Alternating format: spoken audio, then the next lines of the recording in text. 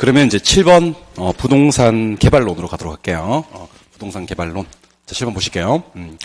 자, 부동산 개발의 정의는 부동산 개발에 이렇게 건설 공사하는 거, 형질 변경하는 거, 건축물을 건축, 수선, 리모델링, 용도 변경하거나 공작물을 설치하는 행위 이런 거 공부하실 필요 없어요. 이런 건 당연히 개발이고 개발에는 시공이 제외된다. 이게 핵심이에요. 개발에는 시공 제외. 그래서 암기하실 때는 이런 개시 제외. 개발에는 시공을 담당하는 행위가 제외된다. 개시 제외. 이렇게만 기하시면 됩니다. 개발에는 시공 파트 제외. 개발업이 뭐야? 그러면 개발업은 타인에게 공급할 목적으로 개발업을 수행하는 행위를 말합니다. 개발의 주체는 뭐 있냐면, 이거 주관식으로 한번 써보면 좋습니다. 1섹터가 있고요. 공적 주체입니다. 2섹터가 있고요. 제2섹터. 그리고 이제 제3섹터가 있습니다. 1섹터는 국가 있고요. 지자체 있어요. 지자체. 그리고 공사까지가 1섹터입니다. LH나 HF 같은 공사들도 1섹터입니다. 2섹터는 개인, 기업, 조합 정도가 2섹터고요. 3섹터는 방금 얘기했던 1섹터와 2섹터가 같이 사업을 진행하는 경우를 3섹터 개발이라고 합니다. 3번은 이제 부동산 개발의 단계인데 7단계 있습니다. 7단계. 7단계는 우리 많이 했었습니다. 예, 부타, 금, 검, 마 이렇게 해서 예, 부타 이렇게 해놓고 금, 검, 마가 있겠지, 그지? 얘가 뭐야? 그러면 예비적 타당성. 그리고 뭐야? 부지 매입. 하고, 이번에는 예비적 빼고 그냥 타당성. 이렇게. 그래서 부지 매입을 기점으로 해서 예타와 타로 나누어진다는 것도 알고 계시면 좋을 것 같아요. 자, 부동산 개발의 위험에는 일단 미리 말씀드리면 법시비가 있고요. 혹시 부동산 개발의 위험이 아니라 부동산 투자의 위험이라고 얘기를 하면 사금법인유가 있어요. 그래서 사금법인유는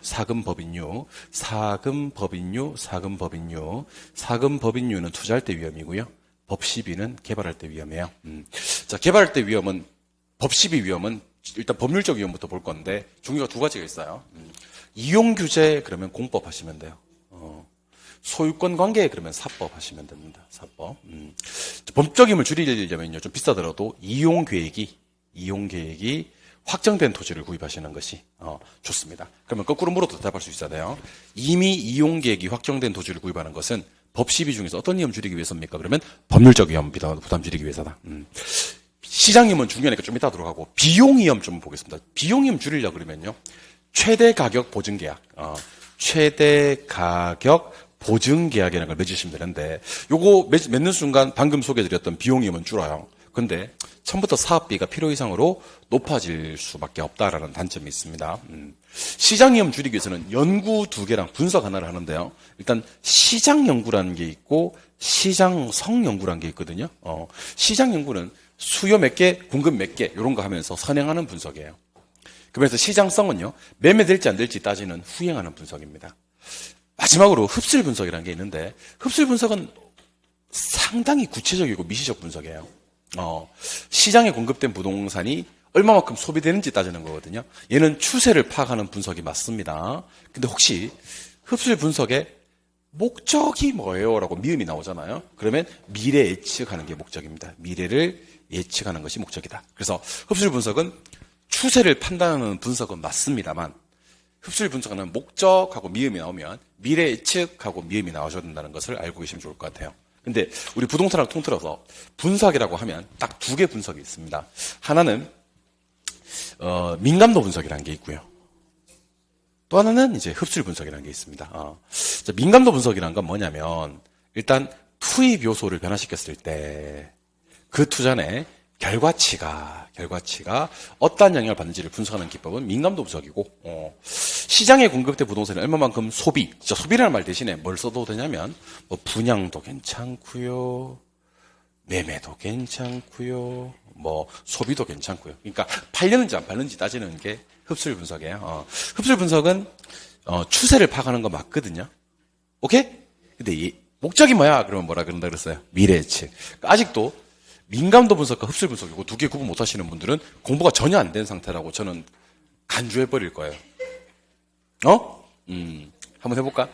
투입 요소 변화시켰을 때 결과치가 어떠한 영향을 받는지를 분석하는 기법은 민감도 분석이고 시장에 공급된 부동산이 얼마만큼 소비되는지를 따져서 추세를 파악하고 미래를 예측하는 것이 목적인 것은 흡수율 분석입니다. 자, 스스로 관리할 수 없는 위험이 있고요. 스스로 관리할 수 있는 위험이 있는데 이거는 그 부동산 내부에서 생긴 건지 외부에서 생긴 건지를 따져보시면 돼요. 오케이? 자, 부실공사 관리 운영의 비효율성은 내부 외부.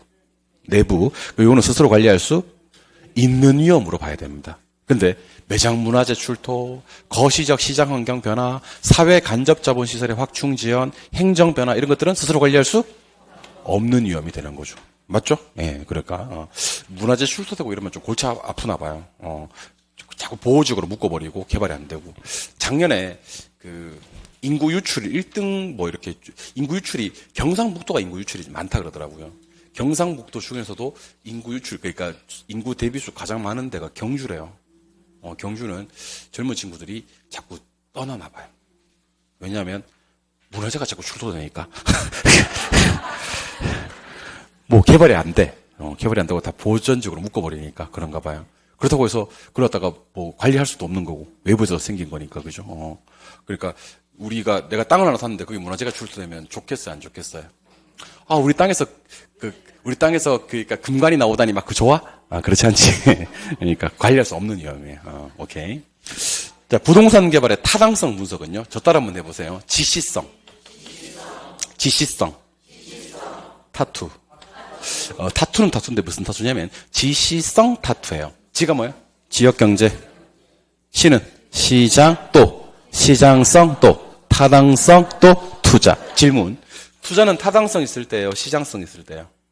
타당성 있을 때. 투자는 타당성 있을 때 하는 거예요. 시장성이 있으면 뭐 보러 가야 돼요? 타당성 보러 가야 되고요. 시장성 없으면 타당성도 안 보러 가요. 아시겠습니까? 뒤에 것들은 그냥 편하게 읽으시면 돼요. 앞에 거 세 가지를 시장 분석이라고 하고 뒤에 거 두 개를 경제성 분석이라고 하는데 시장 분석은 정보 제공, 제약 조건, 시장에서 채택이 될지 안 될지를 따지는 거라면 경제성 분석, 뒤에 거 타투는 뭐냐면 철저하게 돈 되는지 안 되는지를 보는 거예요. 수익 등 따져가지고 최종 투자 결정을 내리기 위한 것이 경제성 분석이다 이렇게 얘기를 하는 겁니다. 그러면 지시성은 돈 될까 안 될까를 따지는 건 아니에요. 이게 과연 시장에서 채택이 될지 안 될지를 따지는 거라면 타투가 이제 돈 될까 안 될까를 따져서 투자할까 말까를 따지는 분석이다. 이렇게 얘기하시면 좋을 것 같아요. 아시겠죠? 예. 그래서 우리 단계라고 하는 거 2개 배웠습니다. 개발의 7단계는 어떻게 하기로 했어요? 시작. 예, 부타, 금, 검, 마. 한번 외워놓으시면 절대로 안 틀리는 거고, 개발이 타당한지 안 타당한지 분석하는 게 5단계가 있어요. 뭐요? 지시성, 타투. 그래서 7단계짜리는 개발의 7단계고요. 5단계는 개발의 타당성 5단계다. 이렇게 얘기하시면 됩니다. 이번에는 자, 부동산 개발을 정부 등이 하는 것을 공영개발이라 그래요. 공영개발? 공영개발은 주체가 무슨 주체겠어요? 공적 주체. 아까 말씀드렸던 몇 섹터? 1섹터? 근데 얘는 특징이 매수 방식이에요. 무슨 방식? 매수 방식. 토지를 전부 다 사요. 수용 방식 그래도 괜찮아요. 장점은요, 상당히 계획적이에요. 개발이 환수되고요. 값싸게 공급할 수 있다는 장점이 있어요. 맞아요? 치명적인 단점이 매입비 들어 안 들어? 들어와요. 그 다음에 충분한 보상이 이루어지지 않으면 민원의 우려가 있고요. 주변 지역에 너무 보상비가 많이 풀리면 투기 발생 가능성도 있습니다. 그래서 장점 3가지 그러면 계획, 환수, 값싸게. 단점 3가지는요. 그러면 매입비, 민원, 투기. 요게 이제 공영개발의 특징입니다. 주로 사익보다는 공익을 조금 우선시하는 그런 개발을 공영개발이라고 합니다. 이번에는 민간개발로 가볼게요. 민간개발. 민간개발은 저 따라 한번 해보세요. 대물변제. 이걸 등가 교환 그러기도 합니다. 대물 변제를 뭐라고 한다고요? 등가 교환. 그리고 분양금 공사비 지급형이 있는데 1번, 2번이 한번 묶어져야 되고요. 이렇게 3번, 4번이 한번 묶어져야 돼요. 1번, 2번이 한번 묶어지고 3번, 4번이 한번 묶어져서 1번 갑니다. 대물 변제 등가 교환 방식은 부동산을 나눠 갖는 방식입니다. 나눠 갖는다는 것을 유식한 말로 뭐라고 그래요? 공유한다 그래요. 그 분양금 공사비 지급형도 공유를 해요. 근데 완성된 부동산이나 부동산 관련 지분을 나눠가는 방식은 대물변제, 등가교환이라고 하고요.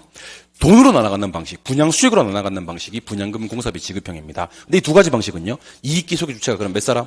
2사람. 공유가 둘이 하는 거니까 수수료 주고받는 방식은 둘 다 아니에요. 오케이? 근데 수탁과 신탁이요. 뭐요? 수탁과 신탁은요. 수익은 토지 소유자가 다 갖고 가버려요. 누가요? 토지 소유자가 다 갖고 가버립니다. 개발자는 뭘 먹고? 수수료 먹고. 토지 신탁 똑같아요. 수익을 누가 다 가지고 가버립니까? 수익자가. 수익자가 토지 소유자예요. 근데 신탁에서는 토지 소유자라는 말을 잘 안 쓰고 수익자라 그래요. 수익자가 다 가져가고 수수료 주고받는 방식입니다. 근데 차이점이 하나 있다 그랬죠. 사수탁은 소유권 이전이 이루어지지 않아서 누구 명의로? 토지 소유자 명의로 사업이 진행이 되고 자금 조달이 되는 방식이라면 신탁은 소유권 이전이 이루어져서 누구 명의? 신탁 회사 명의로 사업이 진행이 되는 방식입니다. 그래서 암기 코드는 이렇습니다. 자, 따라서요. 탁 수수료? 안탁 안 수수료? 탁에서는 뭐 뜨고? 수수료 뜨고, 탁이 아니면 수수료 뜰 수가 없다. 그러면 제목으로 얘기하세요. 4개 중에 하나를 얘기하세요. 토지 소유자가 토지를 댔어요. 개발자가 개발을 했어요. 완성된 부동산이나 그 지분을 나눠갖는 방식이고요. 공유하면 되니까 수수료 주고받는 방식이 아닌 것은 뭐죠? 대물변제예요.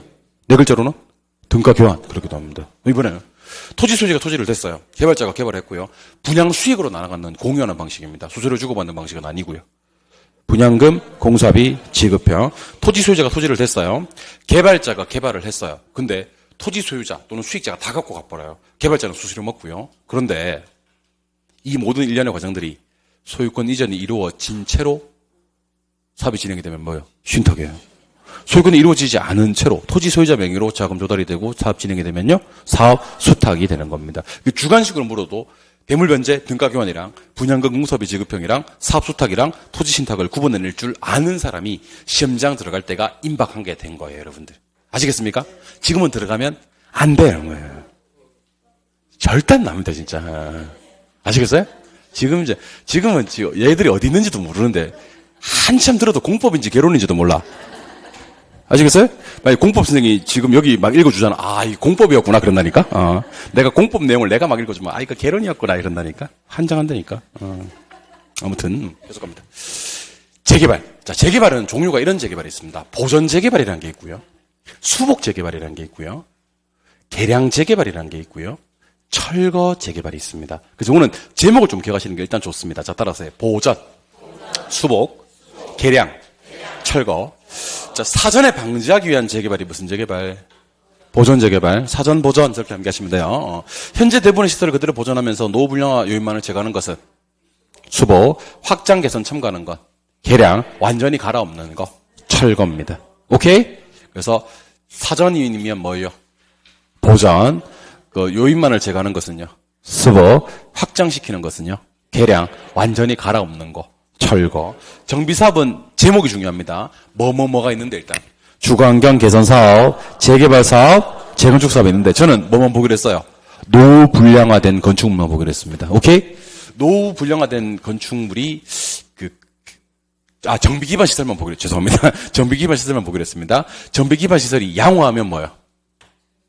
이건 재건축으로 가버린다 그랬죠. 맞아요?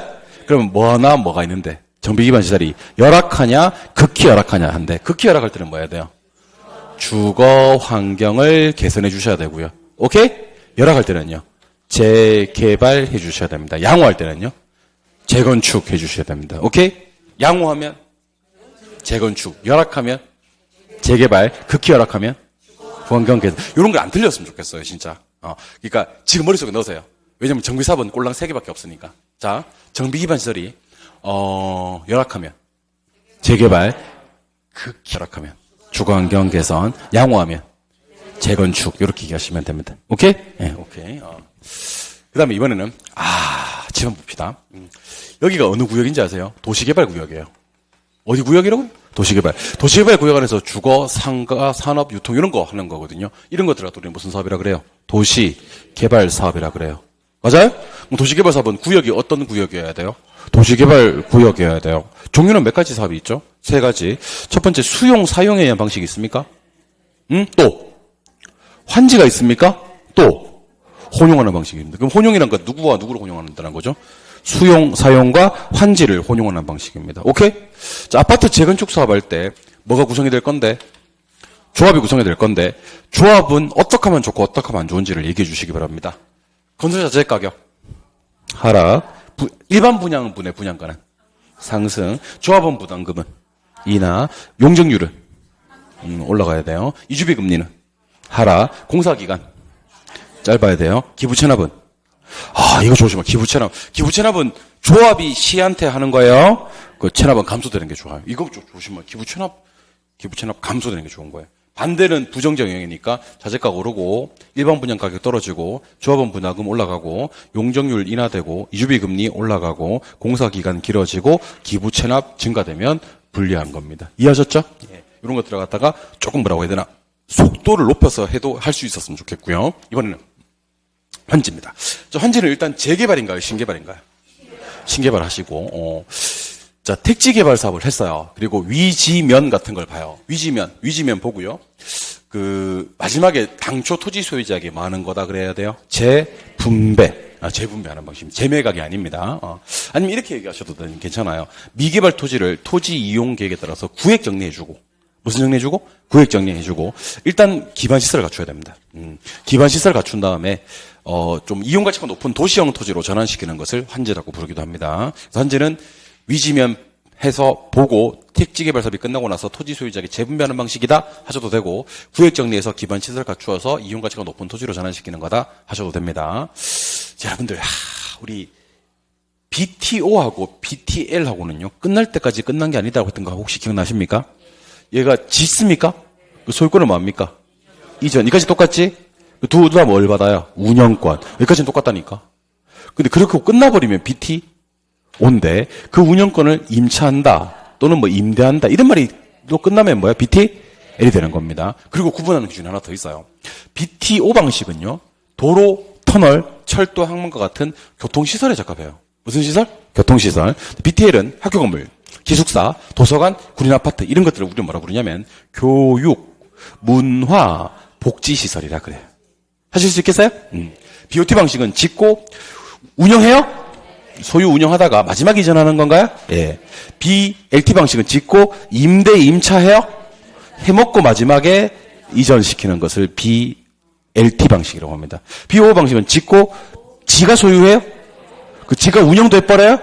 끝까지 소유권 이전이란 말이 있어 없어? 없어. 그럼 BOO 방식이 되는 겁니다. 이해하셨죠? 예. 그래서 뭐 이거 틀리기도 조금 애매한, 틀리기도 조금 어려운, 어떻게 본다면 틀린 것도 대단한 그 어려운 걸 해내는 그런 파트가 BTO, BTL이 아닌가. 시험장에 보내놓으면요. BTO, BTL 헷갈려서 틀리고 이런 사람도 있어요.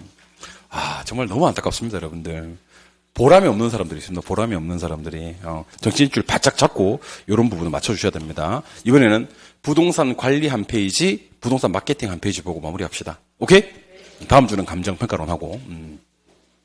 자, 부동산 관리입니다. 자, 부동산 관리는 부동산을 유지, 보존하고 그 성질을 변화시키지 않는 범위예요. 관리는 성질이 변화되면 안 돼요.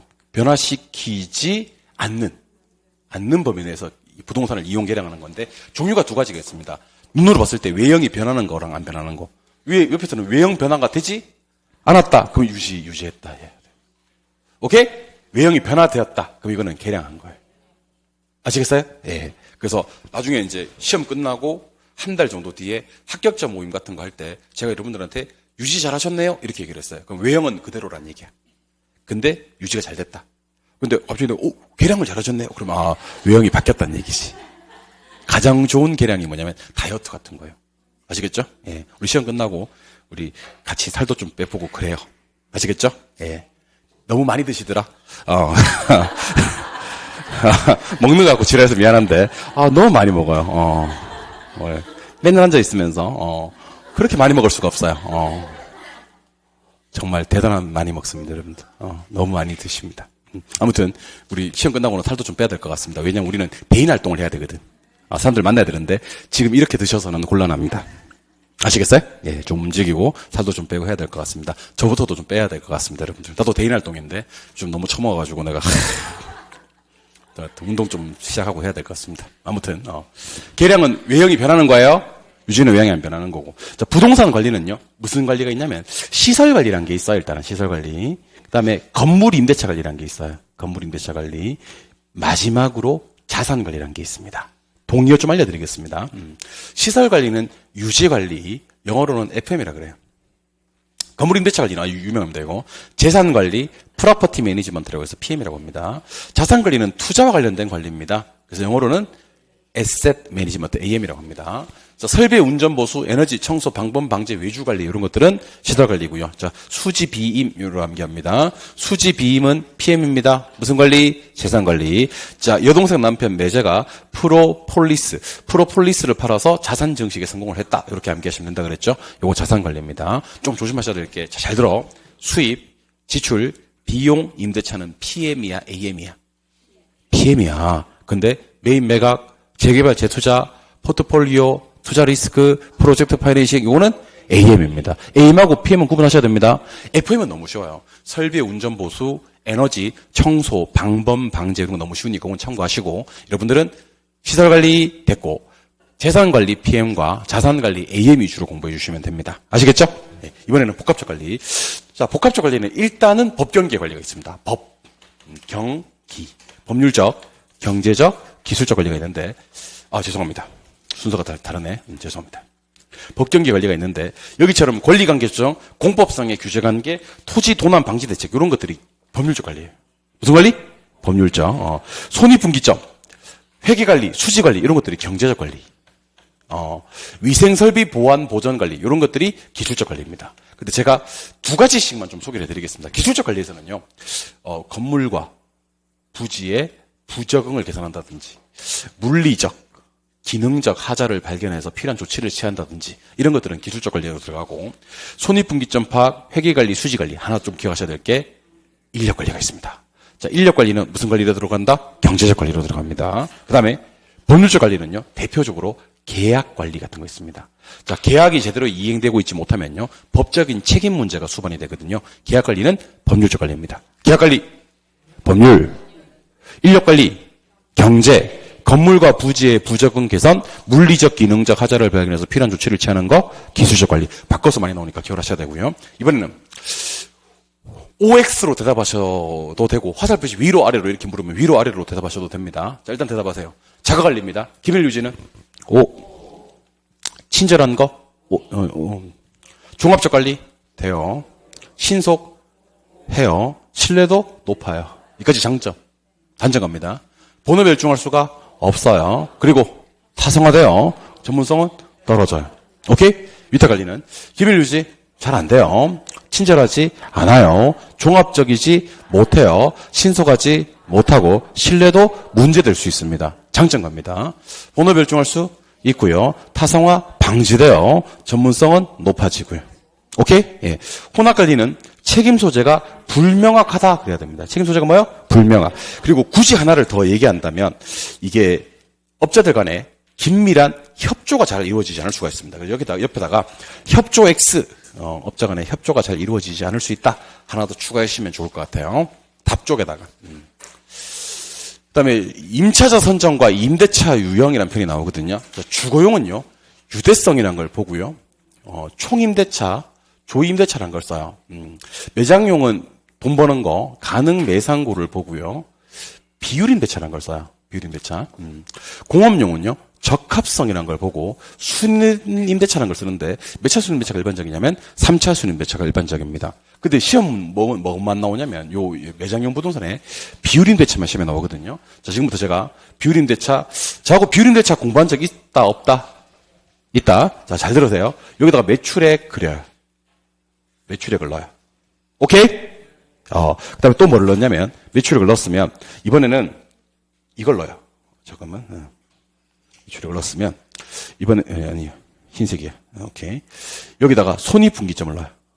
여기는 손익분기점 초과하는 금액을 넣고, 여기는 뭘 넣는다고요? 매출액. 오케이?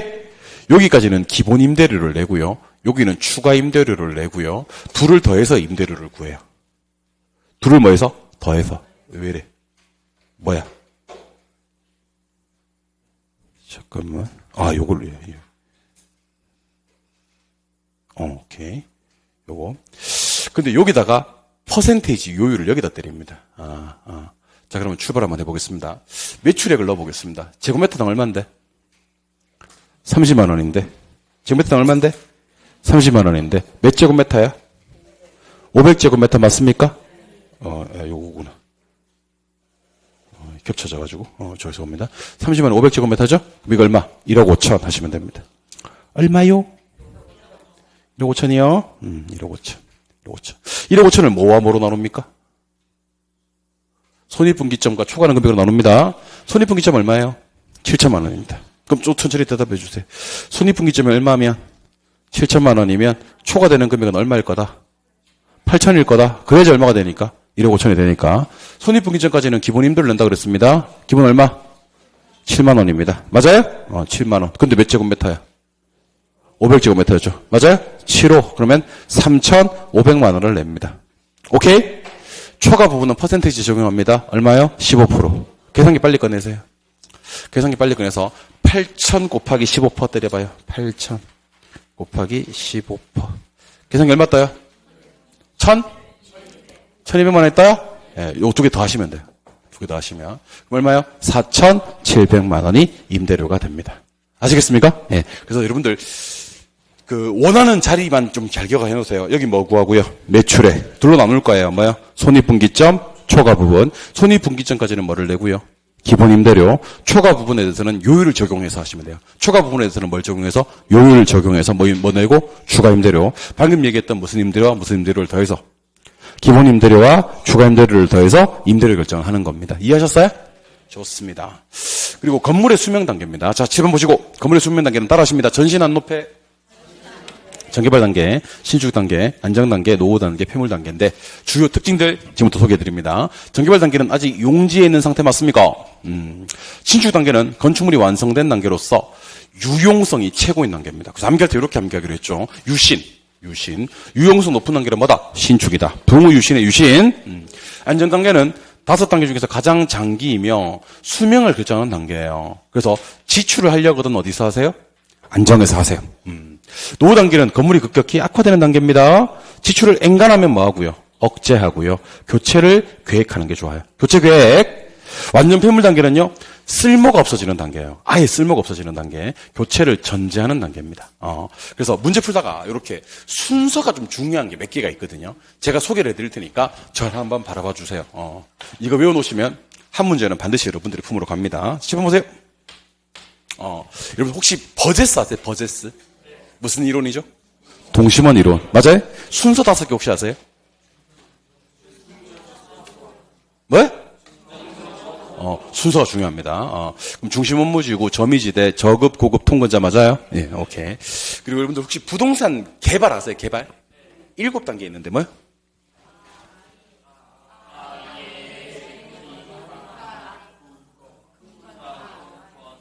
진짜 아는 거 맞아요?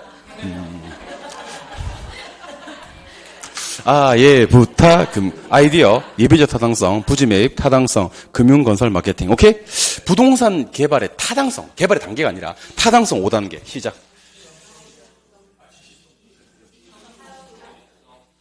아는 거 맞아요? 아는 거. 뭐요? 지역경제, 시장, 시장성, 타당성, 투자. 오케이? 건물의 수명이 몇 단계로 움직이죠? 5단계로 움직여요. 뭐요? 에? 전신, 안높이, 전신, 안높이. 뭐지? 전개발, 신축, 안정, 노후, 폐물 단계. 몰라도 되긴 한데 하나 좀 아셨으면 좋겠는 게 참고로 들으세요. 인근 지역이라고 있어요. 대상부동산에 속한 지역. 이용이 동질적이고 가치 형성 요인 중에서 지역유를 공유하는 지역을 무슨 지역이라 하는데? 인근 지역이라 하는데 인근 지역이 5단계로 움직여요. 성장기, 성숙기, 쇠퇴기, 천이기, 악화기에서 그냥 따라만 해주세요. 성성쇠천악. 마지막에 지계가 있습니다. 지계. 감정평가할 때 지역 분석을 먼저 해요. 개별 분석을 먼저 해요. 지역 분석을 먼저 합니까? 왜 하죠? 지역 분석은? 표준적 이용과 가격, 수준 알려고. 나중에 하는 게 뭐죠? 개별 분석은 왜 하죠? 최유효 이용과 구체적 가격 알려고. 내가 다 한 것 같은데 내가. 누가 먼저 한다? 지역 분석을 먼저 하고 개별 분석을 나중에 한다. 지역 분석은 무슨 이용? 표준적 이용. 개별 분석은 최유효 이용. 지역 분석은 가격 수준. 개별 분석이 가격. 자, 보지 말고 한번 해봅시다. 보지 말고. 버제스 동심원 이론 5개 지구. 중전, 저고통. 부동산 개발의 7단계. 예, 부타, 금건마. 부동산 개발의 타당성 분석 5단계. 지시성 타투. 건물의 수명 단계. 전신, 안높이.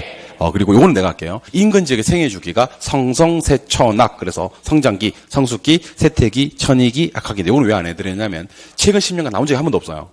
그래서 요건 내가 해드린 거예요. 그리고 또 지역 분석과 개별 분석은 뭐부터 먼저 하고요? 지역 분석을 먼저 하고 개별 분석을 나중에 한다. 순서가 중요한 내용들 한번 연습은 해주셨으면 좋겠습니다. 아시겠죠? 예, 오케이.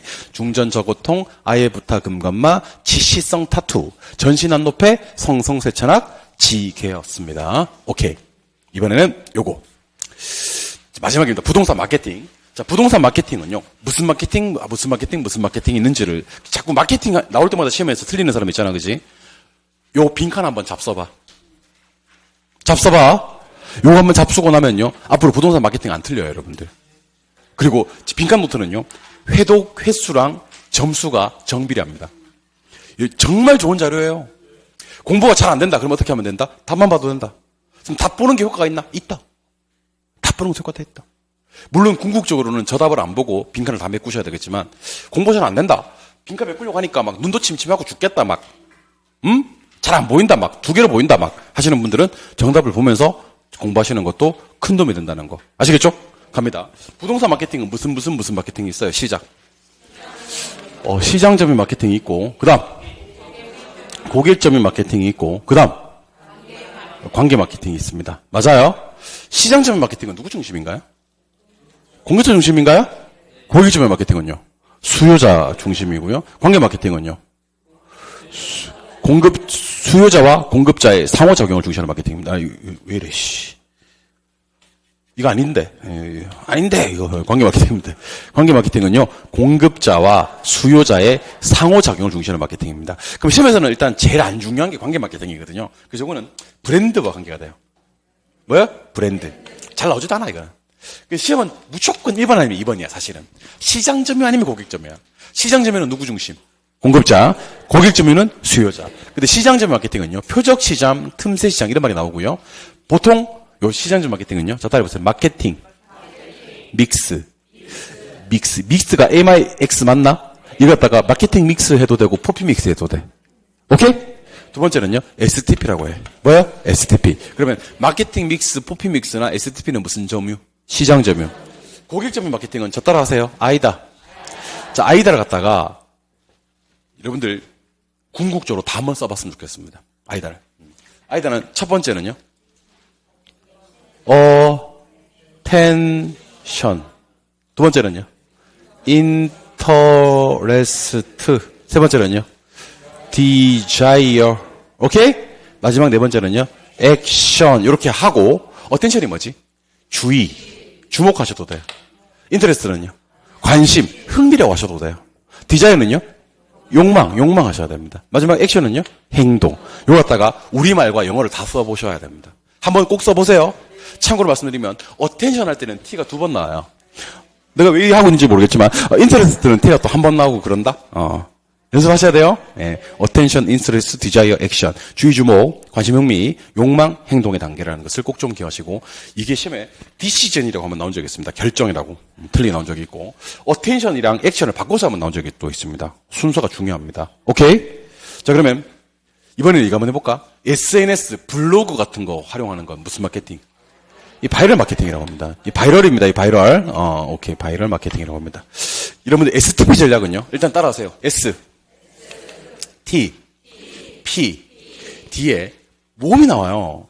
S는 세그멘테이션, T는 타겟, P는 포지셔닝이거든요. 자, 세그멘테이션 이렇게 합니다. 타겟 이렇게 합니다. 포지셔닝 이렇게 얘기를 합니다. 오케이? 그리고 혹시 몰라서 한 번 더 쓰라고 내 밑에다 써놨어. 자, 세그멘테이션이 뭐지? 시장 세분화. 타겟이 뭐지? 표적. 차별화가 뭐지? 시장 차별화를 얘기하는 겁니다. 오케이? 자, 그럼 한번 해보자. 시장 세분화를 한 번 더 시작. 세그멘테이션 이렇게 합니다. 오케이? 혹시 쌤 썼는데 한 칸 모자라거나 한 칸 남는데 잘못 쓴 거야. 근데 다 셌어 이거. 세그멘테이션 다 셌다니까 내가. 아시 오케이? 그럼 요거는 누구를 가지고 수요자 가지고 시장 나누는 거예요. 그러면 타겟은 뭐지? 타겟은 세분화된 수요자 집단 중에서 가장 자신 있는 집단을 찾아내는 겁니다. 포지셔닝은 포지셔닝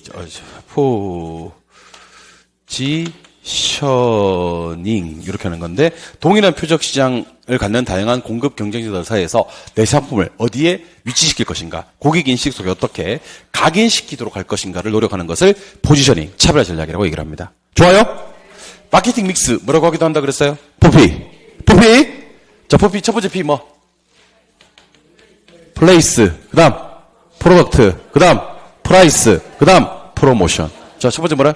플레이스, 프로덕트, 프라이스, 프로모션 이렇게 얘기를 합니다. 오케이? 자, 그럼 첫 번째 플레이스 전략을 우리는 뭐라고 부르죠? 이거 우리말로 써야 되겠구나. 죄송합니다. 첫 번째는 유통경로 전략입니다. 유통경로. 영어로 뭐라고요? 플레이스. 현직 분금 중 하시면 돼요. 뭐라고요? 현직 분금 중 하시고, 현주자, 직접 분양 대행사. 분양 대행사도 많이 나와요. 네. 금융기관, 중개업소 그래도 되고, 중개업자 그러셔도 됩니다. 이게 유통경로입니다. 두 번째가 제품 전략입니다. 제품 전략은 무슨 전략이죠? 프로덕트 전략입니다. 프로덕트는요, 뭐 주창을 지하에 넣는다든지 헬스장, 골프 연습장 설치한다든지. 세 번째가 가격 전략인데요. 무슨 전략? 가격 전략. 가격 전략은 프라이스 전략입니다. 맞아요? 네 번째가 판매 촉진. 판매 촉진을 뭐라고 부릅니까? 프로모션이라고 합니다. 요거는 고객을 자극 유인하기 위한 전략이고요.